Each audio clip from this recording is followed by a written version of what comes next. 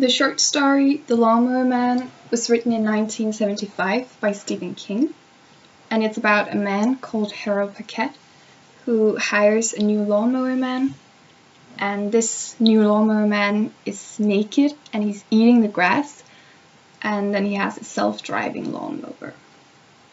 The story is told by a third-person narrator, and there's a limited omniscient point of view, because the reader gets to hear Harold Parkette's thoughts, which can, for example, be seen in lines 18 to 19, where it says he might even get laid again, which is something that he thinks.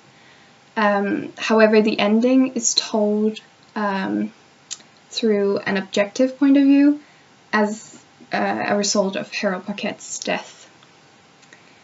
And firstly, I would characterize Harold Parkette, who's a very traditional man. He's Republican and he's a very American, very middle-class American, who's just drinking beer and listening to baseball on his radio while looking at people taking care of his lawn. And then he's not that well educated. For example, he doesn't understand the business part of the newspaper. And then he has sort of an old-fashioned view on women's clothing, which can be seen in line 15, where he calls one of his daughter's sweaters a disgusting skimpy sweater, which just shows that he doesn't want women to show their skin, which is, yeah, old-fashioned.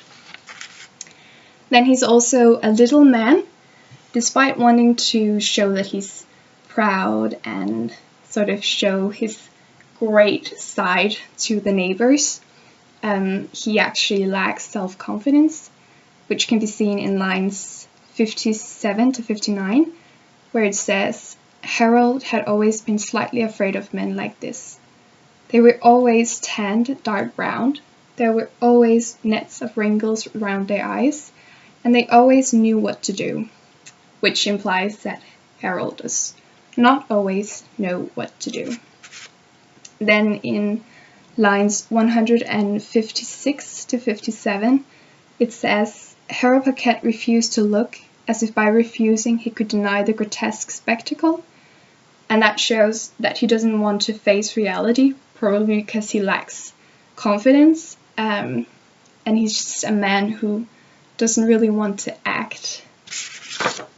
And then I will characterize it as horror, but it's a very different horror story, considering it's very humorous actually in the beginning, for example with the might getting laid again quote. And then it's just a very weird and absurd story with this naked man eating grass. It's not really scary, it's just weird. But it changes in lines 185 to 86, where it says, that was a mistake, buddy, the lawnmower man said reproachfully. You should have stuck with God bless the grass. And that's very horror-like, having the antagonist saying, you shouldn't have done that. And then you know as a reader that something bad will happen. Using King's definition of horror, I would characterize it as terror, meaning that this only happens in his head.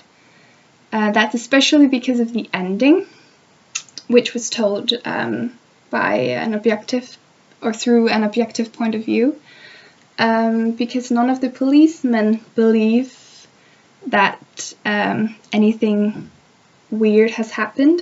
They just believe that he's, quote, schizophrenia, as it says in line 213.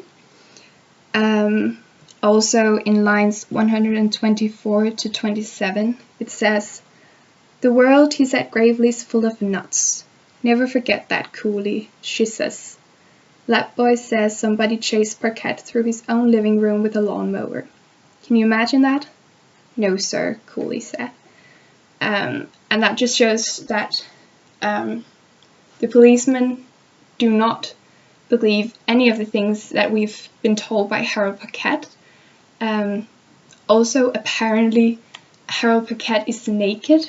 He's dead, but he's naked, and that's not what we were told by Harold Parkette, or when we had limited omniscient point of view, which can argue that everything just happened in his own head.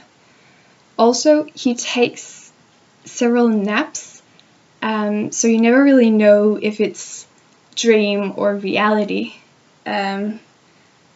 because taking naps could show that he's not that reliable, and also just when you're in the state between sleeping and being awake, that's often where you have the most crazy thoughts, and therefore this could very well just be something that has happened in his own head. Then, using Todorow's definition, you could argue that it's a pure fantastic story, because it is a bit weird and you are a bit in doubt in the ending who you should trust. Should you trust Harold Parkette or the policeman? Was there a monster? Was it just Parkette being crazy? Therefore making it a pure fantastic story. However, you could also argue that it's uncanny if you find that the arguments for it only happening in his own head there are just too many of them. So that sort of depends on the reader, whether or not it's fantastic or uncanny. And then I would like to compare it to The Boogeyman, another Stephen King short story, this one from 1973. Both of the protagonists are very much alike.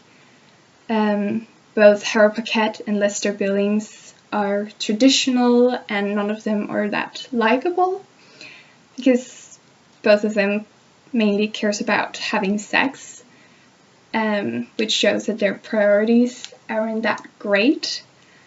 Lester Billings, for example, he cares about going on a date with his wife and having sex with her instead of his children getting murdered by a monster.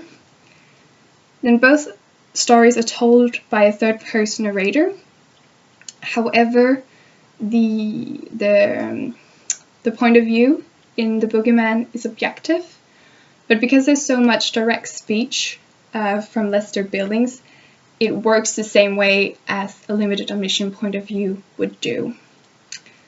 And then what's interesting about The Boogeyman is that through most of the story you believe that it's terror and fantastic, because, as mentioned earlier, Lester Billings isn't that likable. He's very violent as well, and he's the only one who's seen the monster, implying that all of it might just happen in his head, that he killed his children himself and then made up the story about the boogeyman in his head.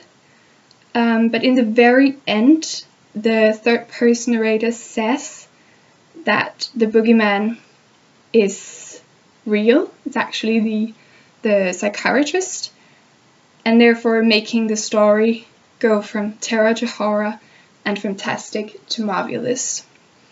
And therefore, using both King's definition and Todorow's definition, you could argue that The Lawnmower Man is a better horror story than The Boogeyman is, despite The Lawnmower Man being quite humorous, at least in the beginning.